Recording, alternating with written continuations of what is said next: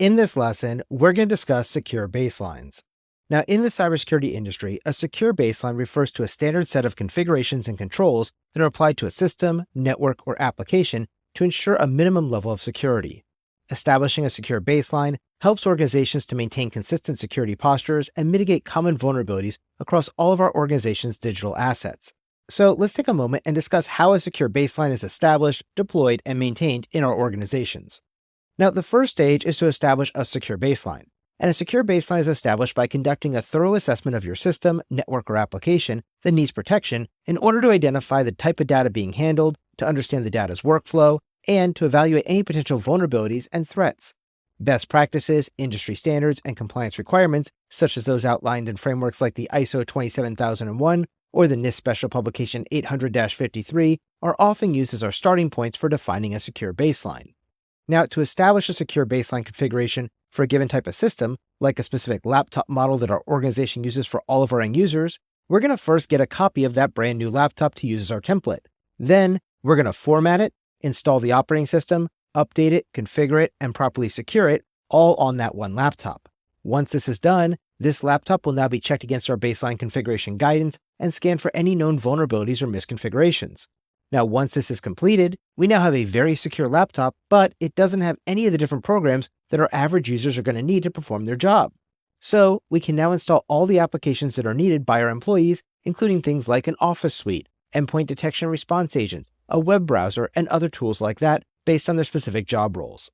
Once all these tools are installed and configured, we'll then scan the system again for any known vulnerabilities and remediate those too. Now, this may have taken us several hours to create this new laptop and fully secure it. So we don't want to have to do this each and every time we hire a new employee. So instead, we're going to create an image of this machine and use that as our known good and secure baseline for any new laptops that match this configuration that we need to be able to set up for our employees. This baseline will then be continually refined and secured so it remains up to date with the latest security patches, hotfixes, updates, and service packs as the threat environment continues to evolve. Now, in addition to creating the secure image for new installations, we also need to keep track of any group policies and other configurations that we're going to create and ensure they're validated and secured before we deploy them to all of our other assets. And so now that we have a secure baseline established, we can now deploy it across all of our organization's digital assets. Deployment can involve configuring firewalls, setting up user permissions, implementing encryption protocols, and ensuring that antivirus and anti-malware solutions are properly installed and updated.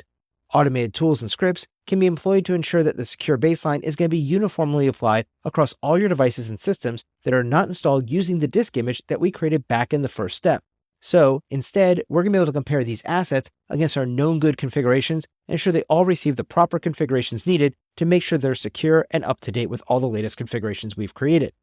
For example, in a Windows domain environment, administrators can use group policy objects known as GPOs to apply a secure baseline that dictates different policies, like password policies, user rights assignments, and audit settings across all the computers in a given domain. Similarly, if you're working in a cloud-based environment like AWS, organizations can utilize services like AWS Config to define and deploy secure configurations across all of their cloud-based resources. Next, we need to maintain the secure baseline on all of our assets. Now, this is done by locking down our systems so that our users can't install additional software or modify our existing configurations. Additionally, we're going to find that maintaining a secure baseline becomes an ongoing process. We're going to conduct regular audits and monitoring, and this is going to ensure that the baseline remains effective and up to date with the latest threats and vulnerabilities that we're seeing out in the marketplace. This type of continuous monitoring can be done by tools that will help us to identify deviations from the baseline and then trigger alerts for immediate remediation by our Security Operations Center team. Over time, you're going to need to periodically review and update your secure baseline to align with changes in the organizational infrastructure, business needs, and evolving threat landscapes too. Now, to aid in maintaining your secure baseline, you should also conduct training and awareness with all of your employees to ensure they understand the importance of adhering to the secure baseline configurations. Employees should be made aware of the potential risks of deviating from the baseline, and they should be encouraged to report any suspicious activities that they may notice when they're utilizing their systems. So remember, the establishment, deployment, and maintenance of a secure baseline is a critical practice within the cybersecurity industry that protects your organization's networks. Secure baselines help to ensure that an organization's digital assets are consistently configured to resist attacks and to mitigate known vulnerabilities and misconfigurations. By continuously monitoring and updating our secure baselines, our organizations can enhance their security posture and protect their valuable data and resources from potential data breaches.